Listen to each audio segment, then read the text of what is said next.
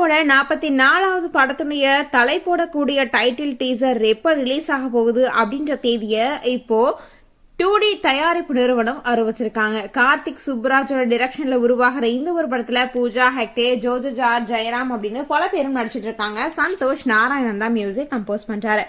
Gangster plus காதல் கதையா உருவாகி இருக்க இந்த படத்தினுடைய டைட்டில் டீசர் கிறிஸ்துமஸ் பரிசா நாளைக்கு ரிலீஸ் ஆகும் அப்படின்ற ஒரு அனௌன்ஸ்மெண்ட் இப்போ வந்திருக்கு. இந்த ஒரு அனௌன்ஸ்மெண்ட்டை பார்த்து சூர்யாவோட ஃபேன்ஸ் ரொம்பவே இப்போ குஷியில இருக்காங்க அப்படின்னே சொல்லலாம். சூர்யா 45 படத்தினுடைய ஷூட்டிங் இப்போ கோயம்புத்தூர்ல தொடர்ந்து நடந்துட்டு இருக்கு அப்படின்னே சொல்லலாம். இந்த படத்துல ஆக்ட்ரஸா த்ரிஷா நடிச்சிட்டு இருக்காங்க.